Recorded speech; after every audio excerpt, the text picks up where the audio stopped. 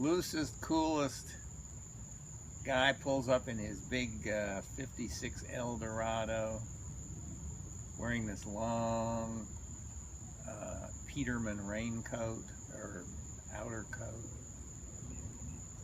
cowboy hat, comes in with his crew, Rocky Morales, Augie Meyer, and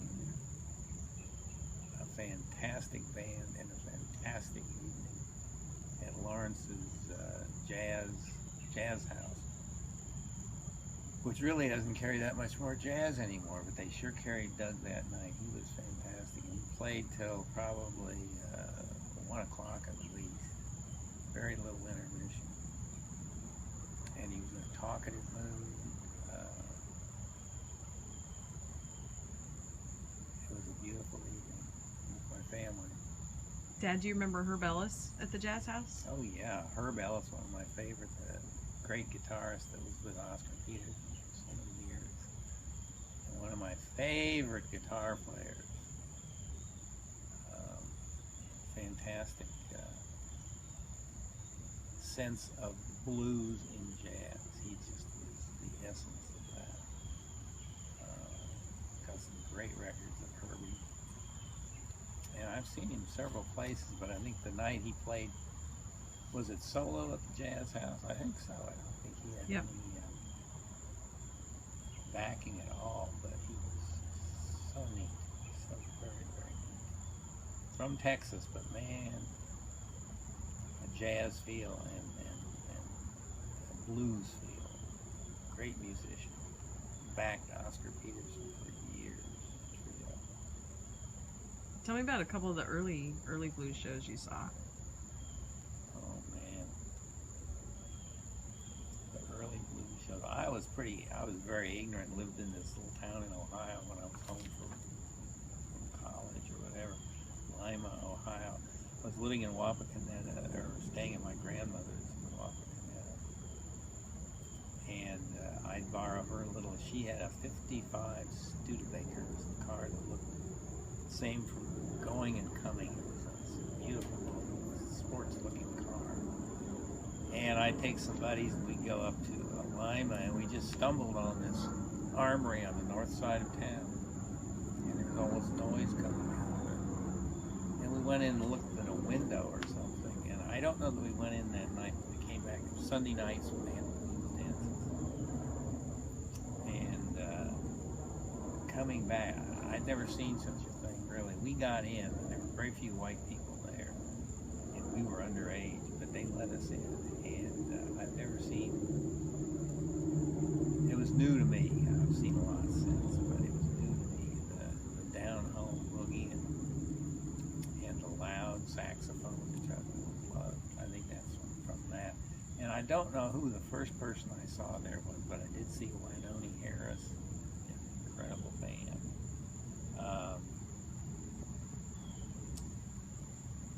Who else? Little Walter played there, but I was sort of into the saxophone, bigger noise. I didn't appreciate Little Walter and his harmonica. I thought I wasn't going to dance with this guy with the harmonica, even though his records were great. I thought that's kind of stupid. And of course, I passed up a chance to see one of the greats. I never saw Little Walter. He declined in health from the mid-50s on, unfortunately. Did you ever see Big J McNeely? I saw Big J, but not in Lima. Yes, I saw Big J in Cleveland, the Loop Lounge. He played there, 2-3 times a year. He, of course, was based in Los Angeles, and I love Big J, rolling around the floor blowing. He was my hero, blowing that saxophone. Maybe not the greatest music in the world, but it sure got you going, really. And his brother, Cecil, played baritone sax. I don't know all the other guys in the band, but he was about the hottest honking sax around at that time, Big J. The other guy that I loved in Ohio was Rusty Bryant and the Carolyn Club Band. Rusty was a saxophone player, based in Columbus, Ohio, Carolyn Club Band. It was named after the white owner's daughter, Carolyn. And I think Rusty Bryant, he's got one LP on Dot that is, to me, as good a R&B saxophone record as you'll ever find. And I saw him subsequently saw him in Cleveland, and I saw him he came to Boston, Cambridge, no, Boston, when I was up at school there in the late 50s probably. And he was fantastic. Oh, I saw him on one of those caravan shows where they have 10 acts or something, and they come, I think that was Dayton, Ohio. What were those shows like? Well, they'd bring out the star, you knew these people, someone that had a hot record, they bring them out for 1 or 2 or 3 things. They do their hot record and that's it. So they had about 20 minutes each, which was frustrating if you wanted to see a guy like Big Joe Turner, for example. You don't want just 3 minutes for three things of him. You want the whole night session. There was some frustration to those things. But they were big shows. Biggest show of 56, for example. They had 10 or 11 acts on the road. It sounded great. Those were the kind of shows that Alan Freed MC started in Cleveland when I was there. The Moondog Matinee was his radio show, and then he went from that. Ultimately, he went to New York to WINS. But Alan was one of the first I heard that really just pounded. He got a telephone book that he used to pound on, so he would keep time with the rhythm and blues records. Then he'd do he had a cowbell that he rang, and his whole thing was Moondog, the Moondogger Club, and ultimately he had to give up that name because there was a street musician in New York, a very interesting guy who wore kind of a Viking outfit, who you see on the street corner of 6th Avenue and 50th Street or something, just standing around, very erect. He was the Moondog, and he did really strange. There's a record of his music which is very strange, almost oriental. Anyway, Alan Freed had to give up the Moondog name. So they were no longer the Moondog. It was rock and roll. People attribute the beginning of rock and roll to him. It's not really. It goes back earlier. Alan was the most prominent. And then, of course, he got caught up in the payola scandal and went downhill, drank too much, and his brother was in Western Reserve Medical School in Cleveland. They used to come. There weren't too many clubs in the black section of Cleveland that you could get into underage, 17, 18, whatever. The Ebony Club was one that was, and Alan and his brother used to show up there for shows. You could always get in the Ebony Club. They played, and it was a small club, but they had everyone from Fats Domino to you name it played there. And then there was another club that I could never get into because it was the tough one. It was the biggest R&B club, I think, in Cleveland, called Gleason's. And I wanted to see Guitar Slim there once, and they wouldn't let us in. They were very strict.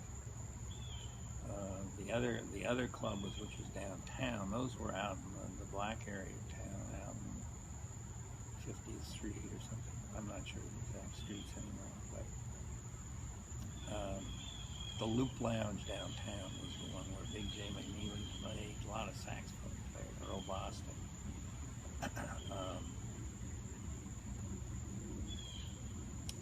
Eddie Shambly, who was a sax player from Chicago, he'd come down fairly regularly and play. Eddie had a big monkey mask he put on. He'd go marching around in the bar with this monkey mask on. They were showmen, they really were. What about, did you see Joe Turner ever? Joe Turner, I've seen several. Of course, we saw him back in Kansas City when I was a little older. But Joe Joe Turner came to Kansas City. He played Parks and Recreation, brought him in. And by that time, Joe was living in Los Angeles and rather very heavy. But man, that cat could get up. Well, he didn't get up. He sang from his chair because he was so heavy. But yes, I saw Joe Turner again. There was one of those. It wasn't. I saw him on one of those big shows where he was only on for a short time. And then when I was in Cambridge at Harvard, we came down one Saturday night to an armory in Providence, I believe, Rhode Island, and it was Joe Turner and the Choker Campbell band, and it was all night at the Armory. It was really good. It was a huge space. It was a little too large, although his voice is very loud. But been better in a smaller club. But Joe was fantastic. The other place in that area, there was a club in Rhode Island. In fact, it got fairly well known because it still existed.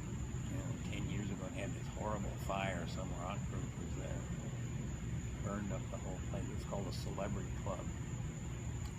I think it was in Pawtucket or Providence, Rhode Island. And I remember going down there one weekend to see one of the premier sax guys and his band, Red Prysock, who made a lot of records in those days. And that was a rough night because I drank a little too much. And my friends from Boston were with me, David Leahy, and I'm not sure who else, but they saved me from getting punched out because I somehow I'm really a very peaceful guy.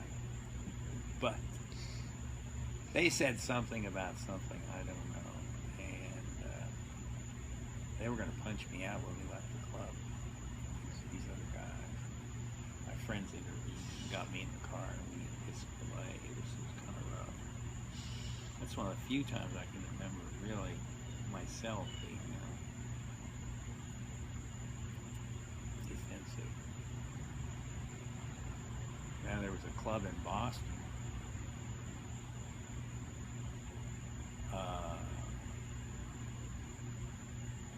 The best club in Boston for jazz was Wally's, of course, which is very well known, still in existence, although Wally is long gone, God rest his soul. It's not gone that too long, but anyway.